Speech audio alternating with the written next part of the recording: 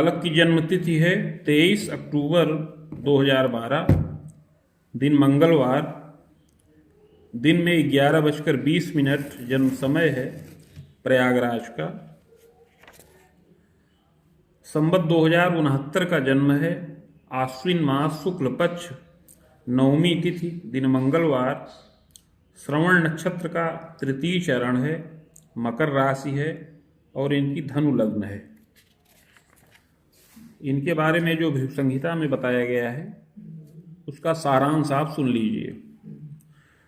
श्री शुक्रवाच भवेदेताद्वसी पत्री यज्जीवस्य महामते किम फलम जायते तस्य विस्तारेण वद प्रभो। श्री शुक्र जी प्रश्न करते हैं कि हे बुद्धिमान भृगु जी, इस प्रकार की जन्मपत्री जिस बालक की हो उसे जीवन में क्या क्या फल प्राप्त होंगे, यह विस्तार पूर्वक वर्णन करें। श्री भृगुवाच लग्ने सह रिपु गेहेपि केतुस्तत्र महामते तदीसह तप गेहेपि वित्ते रात्रिपतिरेदा वित्ते सस्यागमे गेहे सूर्यस्तत्र सुधात्मजः द्वादशे सिंहिका सूनु भौमस्तत्र महामते। शुक्र जी के इस प्रकार प्रश्न करने पर श्री भृगु जी बोले कि इस बालक की कुंडली के लग्नेश शत्रु भाव में स्थित हैं, केतु के साथ हैं, और खष्ठेश भाग्य के स्थान पर हैं, वित्त स्थान पर रात्रिपति चंद्रमा हैं, वित्तेश लाभ के स्थान पर सूर्य और बुध के साथ हैं, कुंडली के द्वादश भाव में राहु हैं और वहीं पर मंगल स्थित हैं। योगम केदारकम वाच्यम पास योगम तथैविच। उपरोक्त ग्रह स्थिति के अनुसार इस बालक की कुंडली में केदार और पास नाम का योग बन रहा है। फलम चाग्रे मया प्रोक्तम बालोयम पूर्व जन्मनि। इस योग में उत्पन्न हुए इस बालक का आगे शुभाशुभ जीवन फल बता रहे हैं। हे शुक्र जी, इसको ध्यान पूर्वक सुनिए। बालोयम पूर्व जन्मनि चित्रगुप्त कुले जातो विद्यापि मध्यमा लभेत पैतृक ऐश्वर्य युक्तोपि चानुजैक सुखम तदा। यह बालक पूर्व जन्म में एक चित्रगुप्त नामक कुल में जन्म प्राप्त किया था। उस समय श्रम पूर्वक विद्या का मध्यम लाभ प्राप्त किया, पैतृक ऐश्वर्य से युक्त रहा, एक छोटे भाई का भी सुख प्राप्त था। धनिकान्वय के चैव विवाहम जायते कवे दारा भ्रातृविहीना स्यात् केवलैकानुजा सुखम जायते स्वसुरैश्वर्यम चोपभोगम पुनः पुनः कृतश्चैव तदा काले। उस समय एक धनिक कुल में इस बालक का विवाह संपन्न हुआ। इसकी पत्नी भाई से विहीन थी, अर्थात उसको कोई भाई नहीं था, केवल एक छोटी बहन रही। इस प्रकार यह बालक अपने ससुर की संपत्ति का उपभोग बारंबार करता रहा। दारानुजा विवाहकम स्वकुटुंबे प्रजायेत। पत्नी की जो छोटी बहन थी उसका भी विवाह यह बालक अपने परिवार में ही करवा दिया। पश्चातु ससुरम धनम निमित्तम विग्रहम जातम। इस प्रकार कालांतर में धीरे धीरे ससुर की संपत्ति को लेकर के बड़ा विवाद उत्पन्न होने लगा। दारानुजा पतेरपि तदातु गुप्ततस्तात। पत्नी की जो छोटी बहन थी उसके पति के साथ अपना बड़ा ही विवाद उत्पन्न हो गया, जिसमें ससुर की संपत्ति को लेकर के यह विवाद शामिल था। तदातु गुप्ततस्तात मादकम द्रव्यकम कवे प्रयोगम तस्य देहे पी कृतो यस्य प्रभावतः उन्मादितस्य जायेत भ्रमणम च इतस्ततः। इस प्रकार स्वार्थ के वशीभूत हो करके यह बालक गुप्त रूप से पेय पदार्थ के अंतर्गत मादक पदार्थ मिला करके उसको पिला दिया, जिससे उसका मस्तिष्क विकृत हो गया, वह उन्मादित हो गया और उन्माद के वशीभूत हो करके इधर उधर भ्रमण करने लगा। पश्चात पिता रहस्येन बधम तस्य प्रकारितः। इसके पश्चात गुप्त रूप से उसका वध भी कर दिया। छलेन चानुजादारा स्वानुकूले कृतापिच। इसके पश्चात पत्नी की छोटी बहन को छल पूर्वक अपने अनुकूल कर लिया। स्वार्थ साधन कम चैव कृतश्चैव पुनः पुनः। इस प्रकार स्वार्थ के वशीभूत हो करके घोर पाप कर्म किया और अपना स्वार्थ साधन किया। कालेन धनं जातः स्वर्ग नरको भयम लभेत भोगान्ते पुनः भोगार्थ मागतो वसुधातले चाधुना मानुषे देहे बाहुजस्य कुले जनि। इस प्रकार युवावस्था और प्रौढ़ावस्था के काल में अनेक पाप कर्मों को संपन्न किया, अपना कोष स्थिर किया, धनमान से युक्त हुआ, विविध प्रकार से उन्नति करते हुए यह बालक अनेक उद्योगों को संपन्न किया। प्रजोद्बाहादिकम तात सुखम मोदम लभेतपि, प्रौढ़ावस्था के काल में बहुत से शुभ कार्यों को भी संपन्न किया, संतान के द्वारा सुखी हुआ, स्वतंत्र उद्योग के द्वारा धनोपार्जन करता रहा और इस प्रकार दान यज्ञ परोपकार इत्यादि के कार्यों में बहुत प्रीति किया। कालेन निधनं जाता स्वर्ग नरको भयम लभेत, इस प्रकार शुभ और अशुभ दोनों प्रकार के कर्मों को करता हुआ यह बालक अंत में मृत्यु के वश में हो गया। मृत्यु के पश्चात कर्मानुसार स्वर्ग व नरक दोनों भोग किया। तत्पश्चात संचित कर्म का फल भोग करने के लिए पुनः पृथ्वी तल पर वापस आया और इस समय मनुष्य देह के अंतर्गत क्षत्रिय कुल में जन्म प्राप्त किया है। आश्विन मासे सिते पक्षे नवमी पर्वे कुजे दिने श्रवणर्क्षे राम पादे चाप लग्नोदय कवे, इस समय इस बालक का जन्म आश्विन मास शुक्ल पक्ष अष्टमी तिथि व्यतीत हो जाने के पश्चात नवमी तिथि को मंगलवार के दिन श्रवण नक्षत्र के तृतीय चरण में और धनु लग्न के उदय काल में इस बालक का जन्म हो। प्रज्ञावान चतुरो बालः पैतृकैश्वर्य संयुतः सुंदरो मतिमान चैव गोधूमस्य प्रभान्वितः, यह बालक इस जन्म में उत्तम प्रतिष्ठित कुल में जन्म प्राप्त करे, बुद्धिमान, चतुर और लोकदक्ष हो। यह बालक मध्यम सुंदर शरीर का हो, गोधूम वर्ण प्रभापन्न शरीर हो और बाल्यावस्था में कुछ क्षीणता युक्त शरीर का रहे, किंतु युवावस्था आने पर मध्यम पुष्टता प्राप्त करे।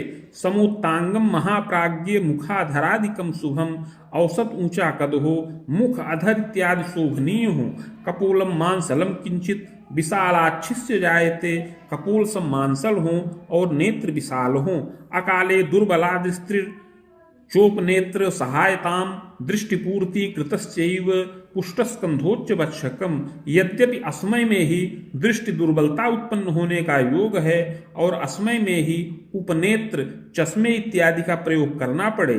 कंधे पुष्ट हो, वक्षस्थल ऊंचा हो, सुंदर सिर हो, ऊंचा ललाट हो, पाद हस्तादिकम सौम्यम अपरांगम यथाक्रमम, हाथ पैर आदि की बनावट सुंदर हो, शरीर के अन्य अंग यथा योग्य हो। बाले क्लेशम तथा तापम शीतश्लेष्म विकारकम, बाल्यावस्था में इस बालक को बार बार शीत जनित विकार उत्पन्न होने का योग है। शीतश्लेष्म प्रतिस्याय व्रण ज्वरादिकम भयम, बाल्यावस्था में सर्दी जुकाम व्रण ज्वर इत्यादि रोगों से बार बार कष्टित होने का योग है। प्रथमे राम वर्षे पी भेदाब्दे रिपु वर्ष के, बाल्यावस्था में पहले वर्ष में, तीसरे चौथे और छठवें वर्ष में, बसु वर्षे महाप्राज्ञे रुद्रे च द्वादशे कबे, इसके पश्चात 8वें वर्ष में, 11वें और 12वें वर्ष में बार बार कष्टित होने का योग बन रहा है। सुयत्ने रक्षणम योगम, किंतु उस समय यत्न पूर्वक रक्षा प्राप्त करने वाला होवे। यौवनेपी महामते आमोदर यकृत दोषम, युवावस्था में भी इसको शारीरिक कष्ट प्राप्त होने का योग है। युवावस्था के काल में पेट का विकार उत्पन्न हो, यकृत का विकार उत्पन्न हो, पाचन क्रिया दुर्बल रहे, रक्ताल्पता का योग बने, दुर्घटनादिकम योगम जायते नात्र संशय, बारंबार आकस्मिक दुर्घटना, चोट चपेट, इस प्रकार का योग उपस्थित होने का योग है। सुयत्ने रक्षिणम योगम, किंतु यत्न पूर्वक यह बालक रक्षा प्राप्त करता रहे। लभते दीर्घ जीवनम, और दीर्घ जीवन का लाभ प्राप्त करने वाला होवे। प्रज्ञावान चतुरो बालः पैतृकैश्वर्य संयुतः, युवावस्था में यह बालक बुद्धिमान और चतुर हो, पैतृक ऐश्वर्य से युक्त हो। भूम्याराम गृहम सौख्यम साधनम लभते खिलम, पैतृक ऐश्वर्य में कृषि योग्य भूमि, बाग, गृह इत्यादि का साधन प्राप्त होने का योग है। जनकस्य प्रतापी स्यात् श्रमी च साधु सेवकः, अपने पिता बड़े प्रतापी हों, श्रमी हों और लोगों की सेवा करने में बड़े तत्पर रहें और सरल विचार के हों।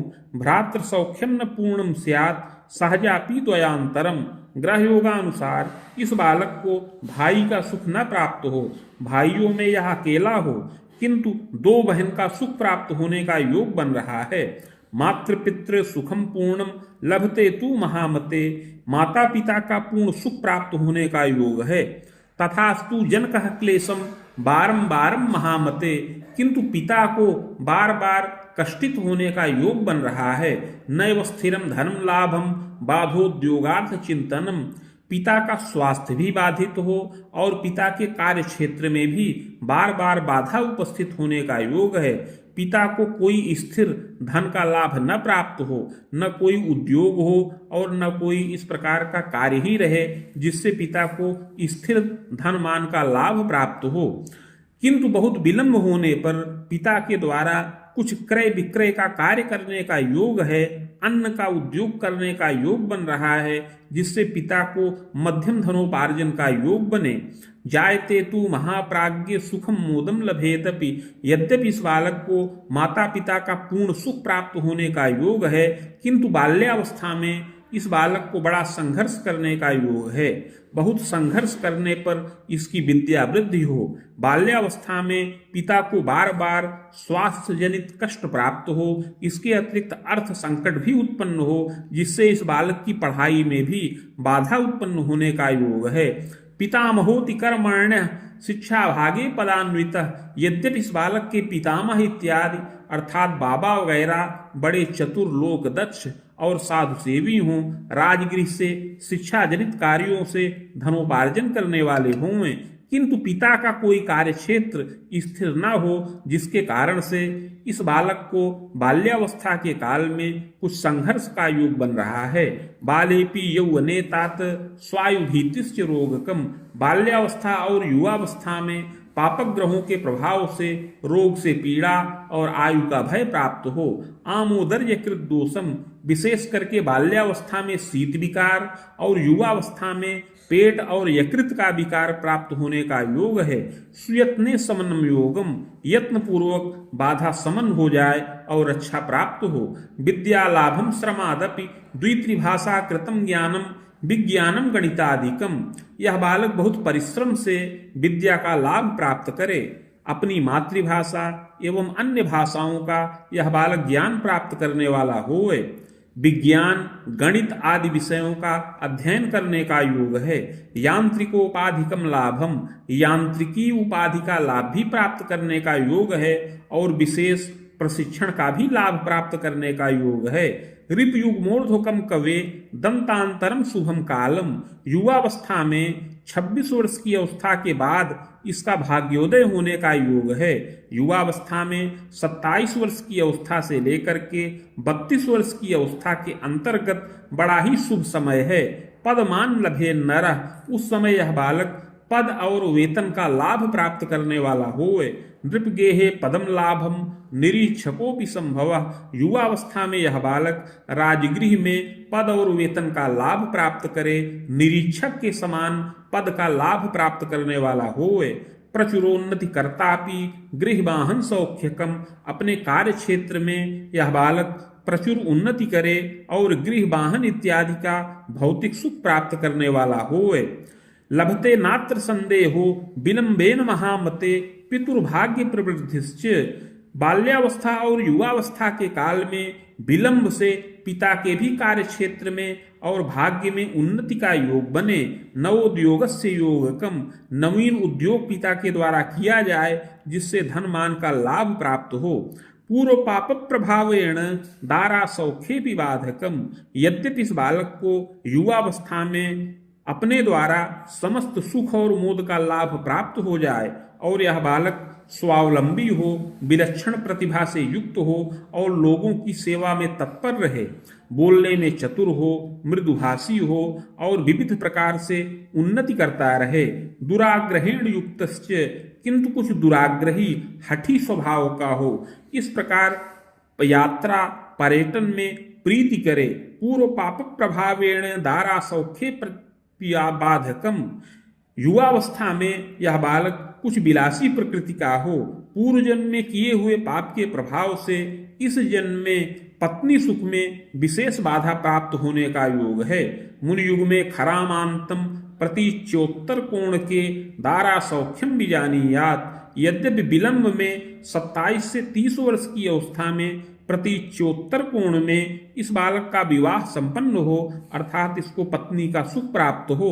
पूर्व पापक प्रभावतः दारा संगे महाप्राज्ञ कटुता चापि वर्धनम, किंतु पूर्व जन्म कृत पाप के प्रभाव से विवाह के पश्चात पत्नी के साथ बार बार कटुता और संघर्ष उत्पन्न होने का योग है। दारा सौख्ये भी बाधा स्यात्, संतान सुख में भी बार बार बाधा प्राप्त होने का योग है। विवाह के पश्चात परिवार में बड़ा ही संघर्ष उपस्थित होने का योग है।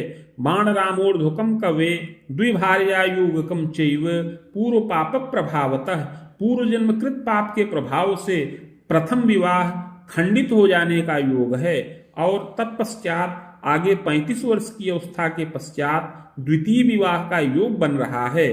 पूर्व जन्मकृत पाप के प्रभाव से इस प्रकार पत्नी सुख में बाधा प्राप्त हो और युवावस्था और प्रौढ़ावस्था के काल में बार बार संघर्ष करने का योग बने।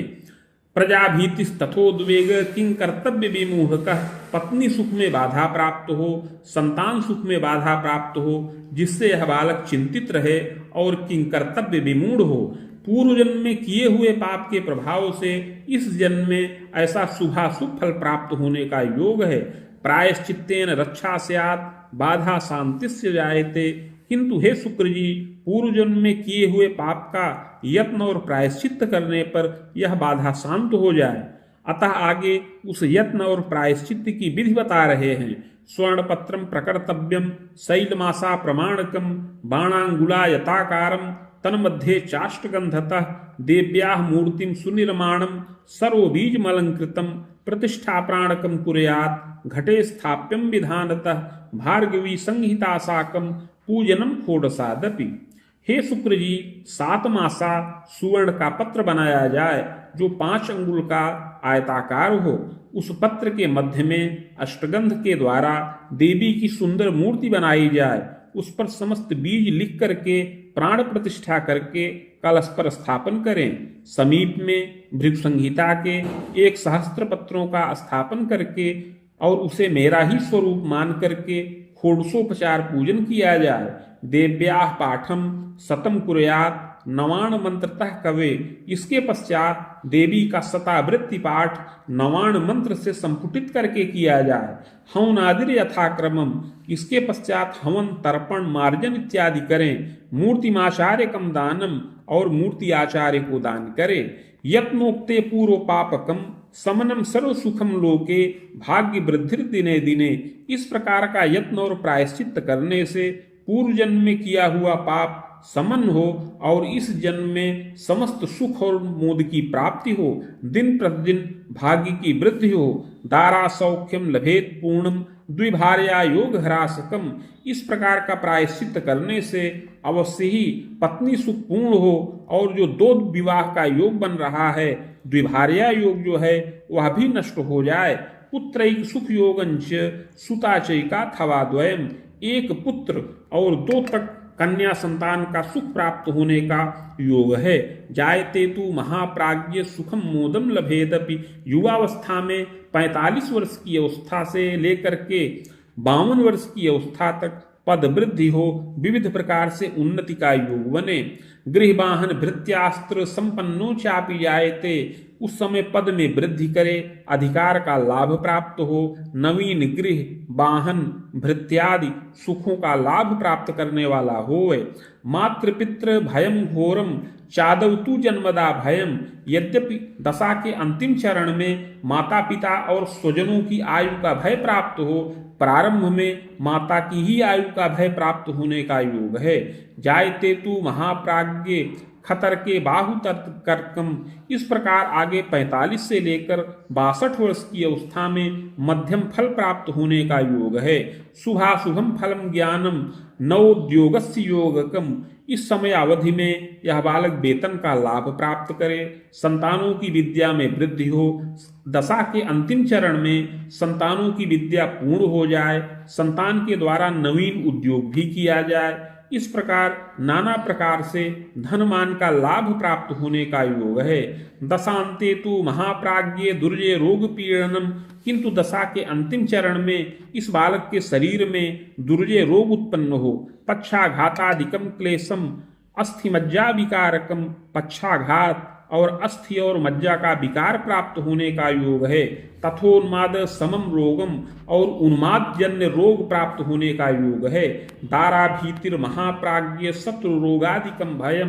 पत्नी की भी आयु का भय हो, शत्रु बाधा हो, इस प्रकार मानसिक क्लेश प्राप्त होने का योग है। सनेर दानम व्रतम कुर्यात जायते तु महामते सुखम मोदम बीजानीयात। किंतु उस समय शनिश्चर की आराधना से, शनिश्चर के मंत्र का जप करने से, शनिश्चर का दान करने से रक्षा प्राप्त होने का योग है। प्रजोद्बाहम पौत्र सौख्यम देव तीर्थादि दर्शनम। इस प्रकार बाधा समन होने पर अनेक मंगल कार्य घर में संपन्न हो, संतानों का विवाह हो, पौत्र और दौहित्र इत्यादि का सुख मिले और नवीन उद्योग किया जाए, संतान के द्वारा धनोपार्जन का योग बने। स्वाभिलाषा खिला पूर्तिर विजयम सर्वकर्मसु। इस प्रकार 62 से लेकर के 70 वर्ष की अवस्था तक यह बालक अपनी समस्त अभिलाषाओं को पूर्ण करे, समस्त कर्मों में विजय प्राप्त करने वाला हो, देवता तीर्थ का दर्शन करे, बहुत से शुभ कार्यों को संपन्न करे और संतान पक्ष से सुखी हो। दीर्घायुषी प्रजाएत कुल गौरव वर्धकः। हे शुक्र जी, पूर्व में जो प्रायश्चित बताए हैं उसको करने से इस बालक के जीवन में जो संघर्ष की स्थिति उत्पन्न हो वह समन हो जाए और यह बालक रक्षा प्राप्त करे और दीर्घजीवी हो, अपने कुल गौरव की वृद्धि करने वाला होए। रिपु सप्तायुषी यत्ने, यत्न पूर्वक 76 वर्ष की आयु को प्राप्त करने वाला होए। भूयो विप्रकुले जनि सद सत्कर्मानुसारेण नात्र कार्यम विचारणम। 76 वर्ष की अवस्था में इस बालक की आयु खंडित होने का योग है और मृत्यु के पश्चात अगला जन्म विप्रकुल में प्राप्त हो सत असत कर्मों के अनुसार। इति भृगु संहितायाम फलम समाप्तम।